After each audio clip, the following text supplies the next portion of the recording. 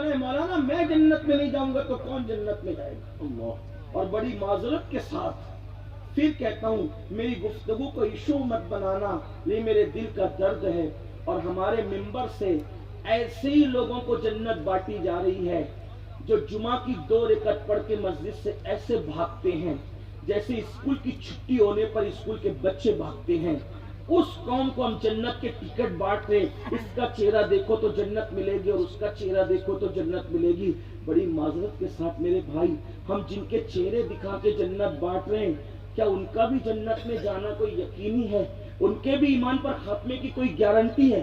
امام اعظم جیسی ہستی جس نے 100 مرتبہ کم و بیش اللہ کو خواب میں دیکھا، ایسی ہستی کہہ رہی میں امید کرتا ہوں کہ اللہ قیامت میں میری مغفرت کر دے گا. یقین کی بات نہیں ہے، یقین نہیں، امید کی بات ہو رہی، امید کی. کیونکہ مجموع الزوائد کی روایت حدیث ہے، آقا فرماتے ہیں جو اپنے آپ کو قطعی اور یقینی جنتی کہے میں محمد اعلان کرتا ہوں کہ وہ جہنم میں جائے گا. امید کی جا سکتی ہے، یقین کی یہاں بات نہیں ہے. امید اس لیے کہ ایمان خوف اور امید کے درمیان کی چیز ہے. یہاں تو خوف کا کوئی تصور ہی نہیں ہے. کہاں ہے خوف؟ جن کو رسول اللہ نے جنت کی بشارتیں دی تھی وہ مصلی پر رات رات بھر روتے تھے. اللہ، جن کو اللہ کے رسول نے جنت کی بشارتیں دی تھی وہ رات رات پر آؤ تو کیا کرتے تھے؟ وہ ام المومنین عائشہ صدیقہ جس کے بستر پہ قرآن نازل ہوتا تھا. کوئی ام المومنین کو یہ شرف نہیں جو ام المومنین سیدہ عائشہ صدیقہ کو حاصل ہے. تنہا یہ وہ ام المومنین ہے جس کے بستر پہ قرآن نازل ہوتا ہے. تہمت لگتی ہے، تہمت. اگر تہمت لگتی ہے، اللہ چاہتا تو ذرے ذرے سے حضرت عائشہ کی طہارت کو بیان کروا دیتا.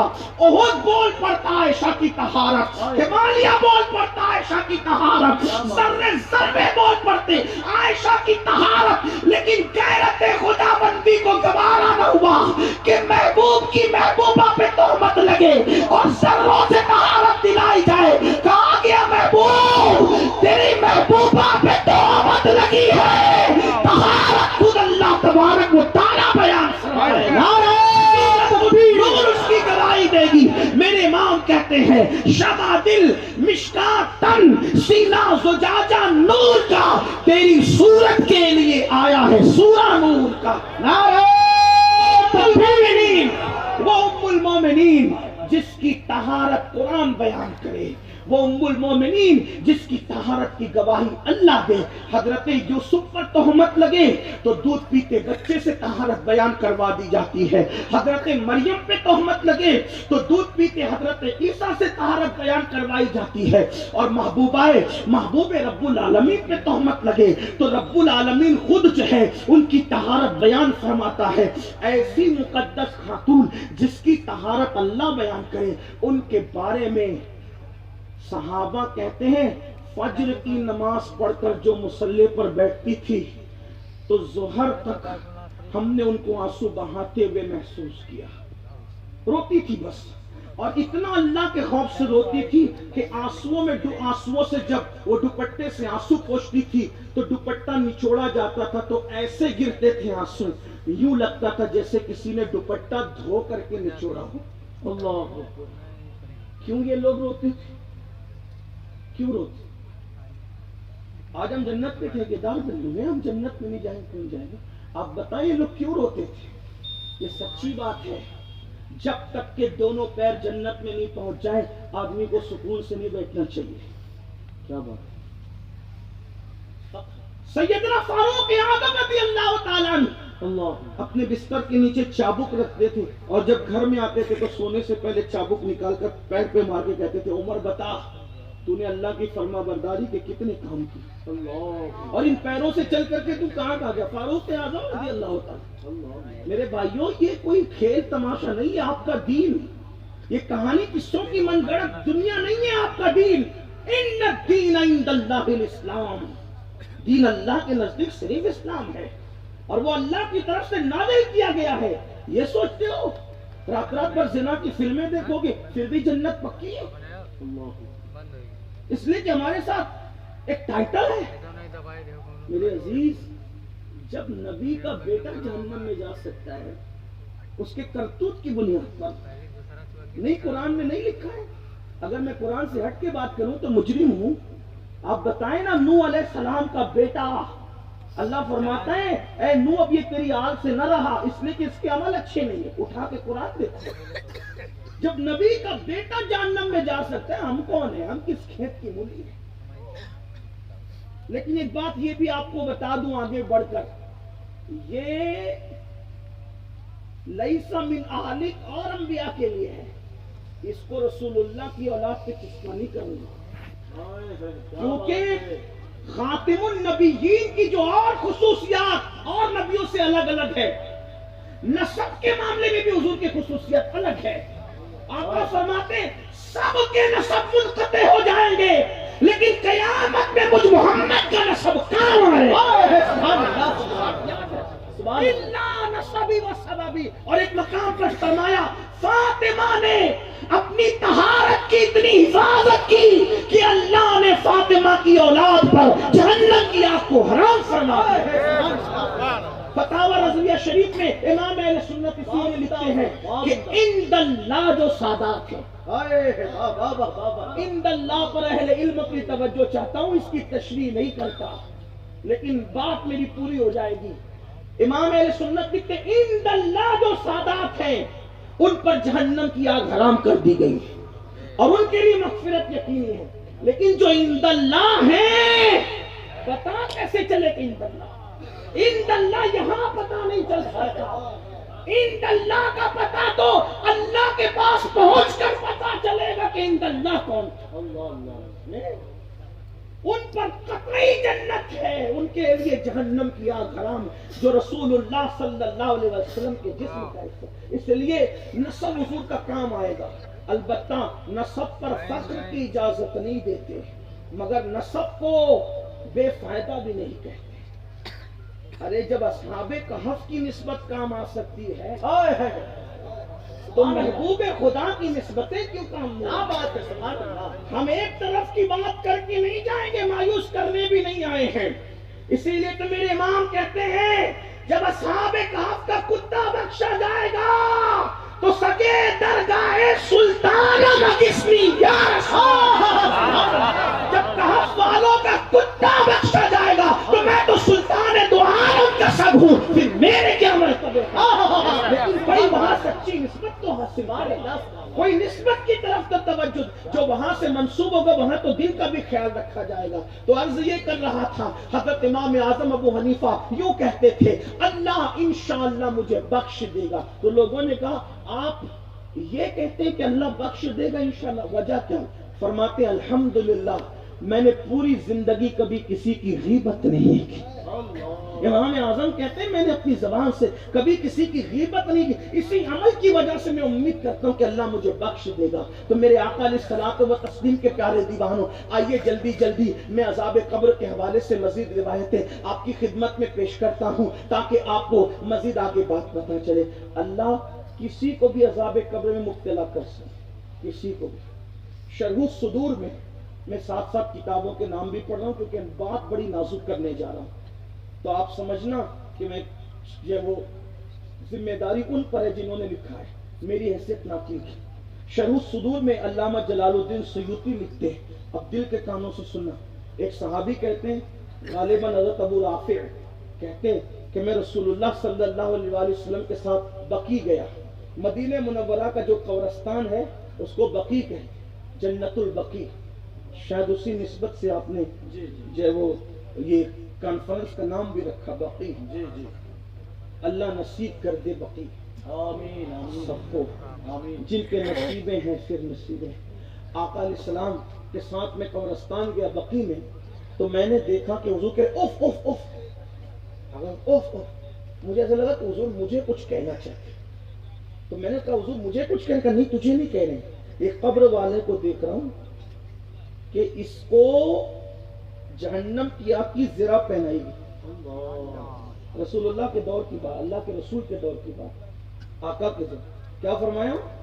اس کو جہنم کی زرہ، آگ کی زرہ اس کو پہنائی گئی. میں نے اس کی اصل آگ کی زرہ کیوں پہنائی گئی؟ تب آقا فرماتے اس کو میں نے ایک مرتبہ زکوٰۃ وصول کرنے بھیجا تھا. دل کے کانوں سے سنو، عذاب قبر کی بات. میرے بھائیوں یہ کوئی بہت فکر نا، اس کو سیریس لینا. میں حدیث پڑھ رہا ہوں امام سیوطی کے حوالے سے. امام سیوطی کون؟ امام احمد رضا محدث بریلوی سیدی اعلیٰ حضرت. جب بھی فتاوی رضویہ میں امام سیوطی کا نام لکھتے ہیں تو لکھتے ہیں خاتم الحفاظ علامہ جلال الدین سیوطی. یہ بیک وقت مفسر بھی قرآن کے، مورخ بھی ہیں، محدث بھی ہیں اور صوفی بھی ہیں.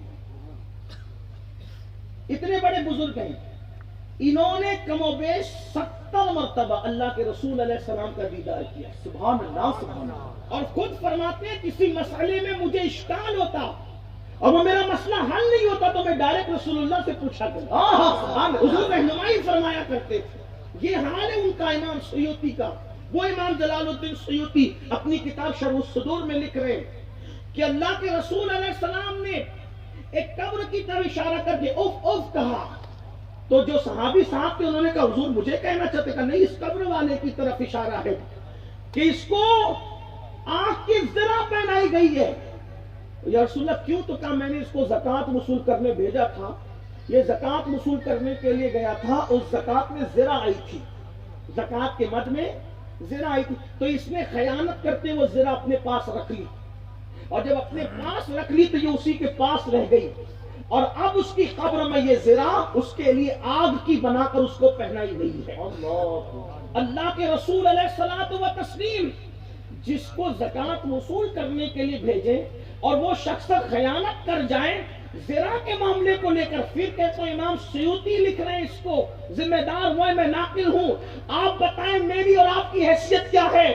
لوگوں کا پیسہ لے کر ہڑپ کر کے حاجی نمازی بننے والوں، لوگوں کا غصب کر کر کے ادھر ادھر بھاگ جا کر کے پھر چند دنوں کے بعد نیکی کا لبادہ اوڑھنے والوں. کچھ لوگ تو یہ سوچتے چلو یار اس کا لے لو اس کا لے لو دبا لو یہ کر لو پھر نیک بن جاؤ، رند کے رند رہے ہاتھ سے جنت نہ گئی. یاد رکھنا اسلام خرد برد کا مذہب نہیں ہے. حضور فرما رہے کہ جس کو میں نے زکوٰۃ وصول کرنے کے لیے بھیجا اور وہ زرہ میں اس نے خیانت کی، وہ زرہ آگ کی بنا کر اس کو پہنا دی گئی ہے. تو میرے بھائیوں ہم تو کیا کیا کر رہے ہیں؟ کوئی موبائل چوری کر رہا ہے، حتیٰ کہ چوری کا کام مسلمانوں کے درمیان اتنا عام ہو چکا ہے کہ اب مسجد میں بھی اگر نیا کوئی لوٹا لا کر کے آدمی رکھتا ہے تو مسجد کا مؤذن اس کو بھی زنجیر سے باندھ کر کے رکھتا ہے، یعنی کہ کہیں یہاں کا لوٹا چوری نہ ہو جائے.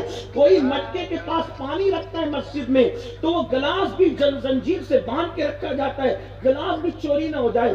جس قوم کی اخلاقی حالت اتنی گر جائے وہ قوم عزت اور وقار کے ساتھ زمین پہ کیسے جی سکتی ہے؟ مسلمانوں ہم ہی تھے شاہ جہاں کے دور میں جب برطانیہ حکومت نے ہندوستان کی سرزمین کا جائزہ لینے کے لیے بھیجا کہ جاؤ اور شاہ جہاں کی حکومت میں دیکھو کہ ہندوستان کی رعایا کا کیا حال ہے.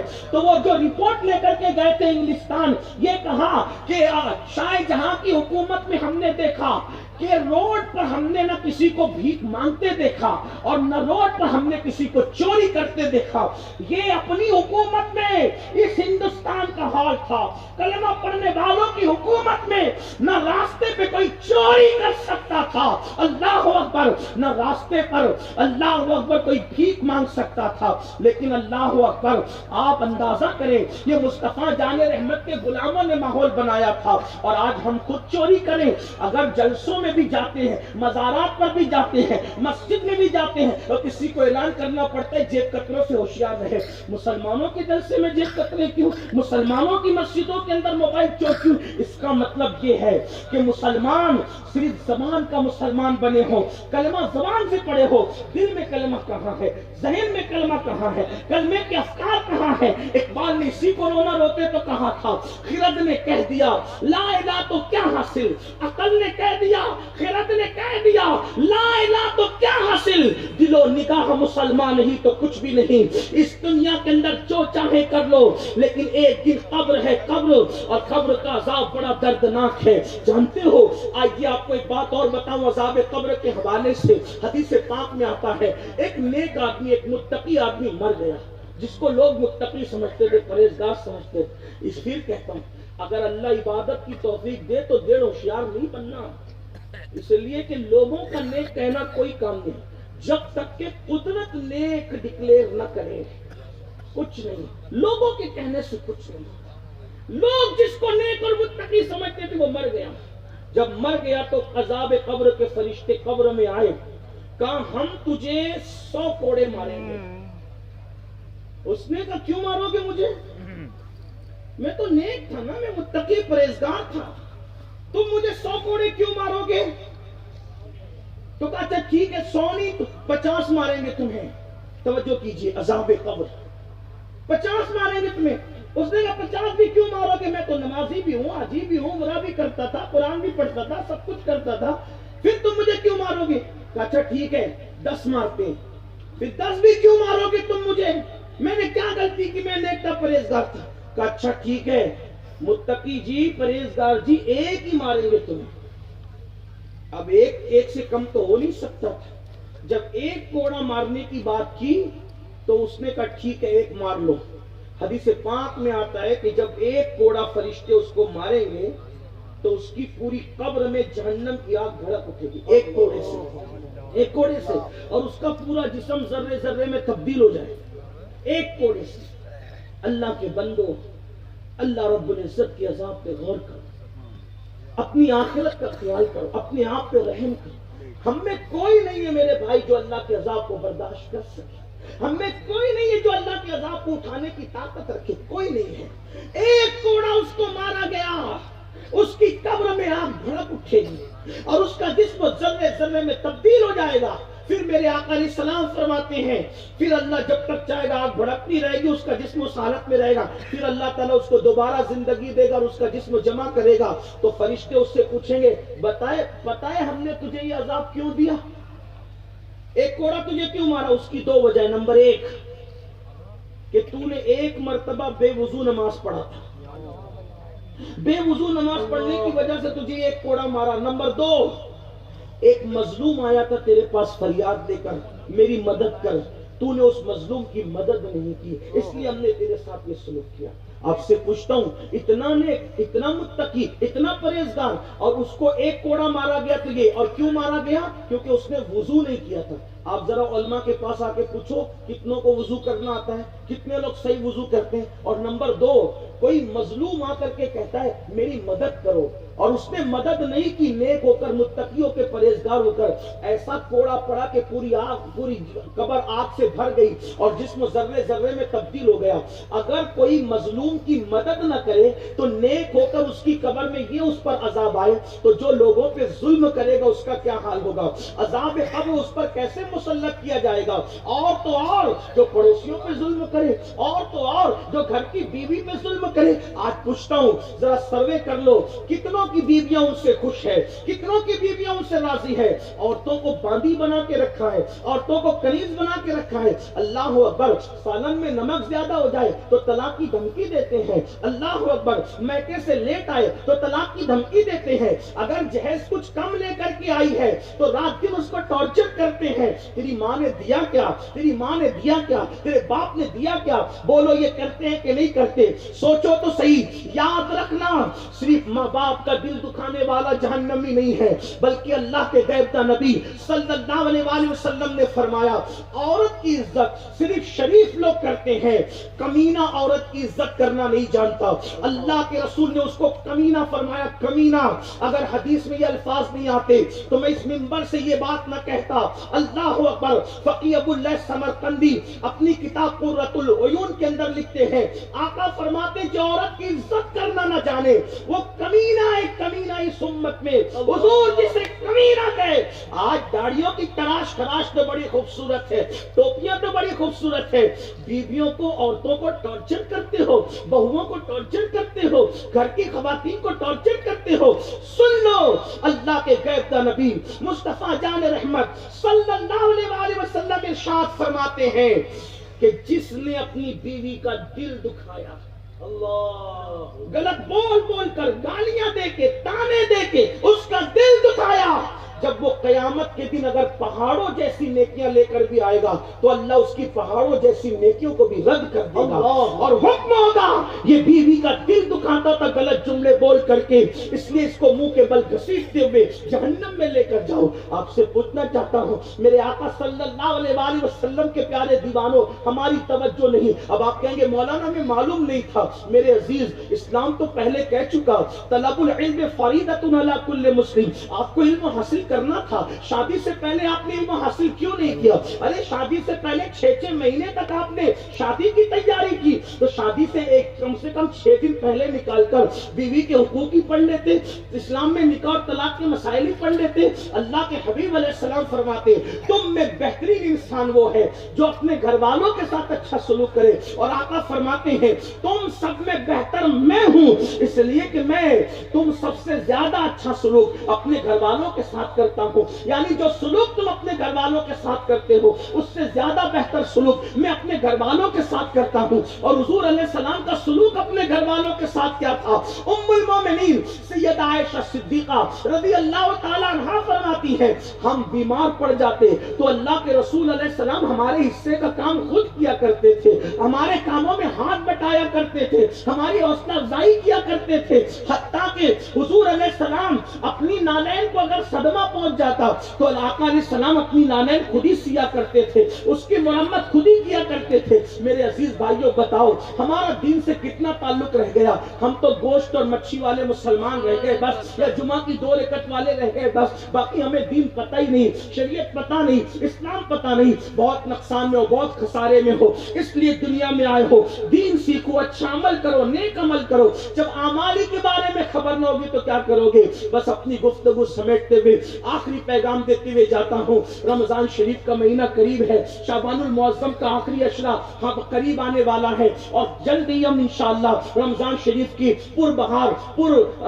پر رحمت موسم کے اندر اور عظیم و غم گساری کے مہینے کی طرف بڑھ رہے ہیں۔ انشاءاللہ تراویحوں کا اہتمام کریں، روزوں کا اہتمام کریں۔ میرے آقا علیہ السلام فرماتے ہیں جس نے ماہ رمضان شریف پایا اور عبادت کر کے اپنی مغفرت نہ کروا لی وہ اللہ کی رحمتوں سے دور ہو جائے۔ تو میرے بھائیوں، آج سے پہلے نماز چھوڑی ہو، آج سے پہلے گناہ کیا ہو، آج سے پہلے پاپ کیا ہو، آج سے پہلے جرائم کیا ہو، کچھ کیا ہو، آئیے اس کا حل ایک ہی ہے۔ اور اسلام میں کیا حل ہے؟ بہت آسان حل ہے۔ اللہ کی بارگاہ میں توبہ کرو، رب کی بارگاہ میں رجوع کرو، اللہ معاف کرنے والا ہے۔ یاد رکھنا یہاں تک بتایا گیا اگر کوئی 40 سال تک 80 سال تک گناہ کرے اور میرے اللہ کی بارگاہ میں توبہ کر لے تو اللہ اس کو معاف کر دیتا ہے، اللہ اس کی مغفرت فرما دیتا ہے، اللہ اس کی بخشش فرما دیتا ہے۔ یہاں تک فرمایا کہ اللہ اکبر، میرا رب فرماتا ہے کہ محبوب آپ کہیں کہ گناہ سے توبہ کرنے والا ایسا ہے کہ جیسے اس نے گناہ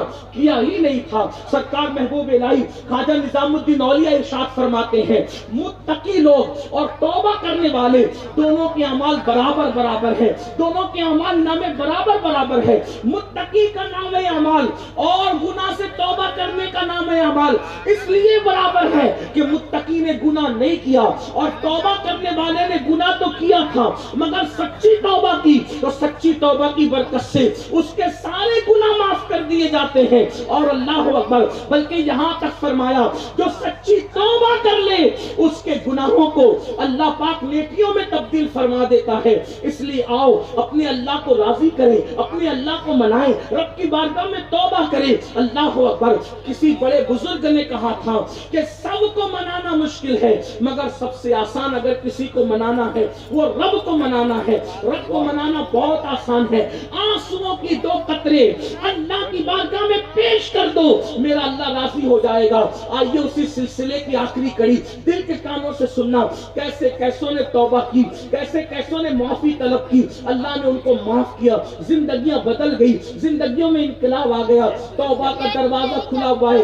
یاد رکھنا جب تک کہ موت کی آخری ہچکی نہیں آ جاتی، جب تک کہ روح حلق میں اٹک نہیں جاتی، اس وقت تک ہمارے لیے توبہ کا دروازہ کھلا ہوا ہے۔ آؤ اپنے اللہ سے معافی مانگو، رب کی بارگاہ میں توبہ کرو، اور یاد رکھنا کان کو کھینچنے کا نام توبہ نہیں، کان کو پیٹنے کا نام توبہ نہیں، بلکہ توبہ یہ ہے اپنے گناہ پہ شرمندہ ہو جاؤ اور اپنے اللہ کی بارگاہ میں وعدہ کرو کہ مولا آج سے پہلے جتنے گناہ کیے آج کے بعد اب گناہ نہیں کروں گا۔ اگر آپ نے یہ اللہ سے وعدہ کر لیا تو اللہ فرماتا ہے ان اللہ یحب التوابین، بے شک اللہ توبہ کرنے والوں کو اپنا محبوب بنا لیتا ہے۔ اس سلسلے میں آپ یہ مت سوچنا نہیں حضرت میں نے تو بہت گناہ کیا، میرے بھائی کتنا بھی گناہ کیا ہو اللہ کی رحمت بڑی وسیع ہے، خود ہی فرماتا ہے سبقت رحمتی علی غضبی، کہ میری رحمت میرے غضب پہ سبقت لے گئی ہے۔ آئیے دل کے کانوں سے ایک بات سن لے جو تصوف کی کتابوں کے اندر کثرت کے ساتھ لکھا گیا ہے۔ حضرت داتا صاحب داتا علی حجویری رحمت اللہ علیہ نے بھی اس کو اپنی کتاب میں لکھا ہے کہ کیسے کیسوں نے توبہ کی اور اللہ نے معاف کیا اور ان کی زندگی بعد میں کیسی بن گئی۔ کہتے ہیں کہ ایک نوجوان تھا اور اس جوان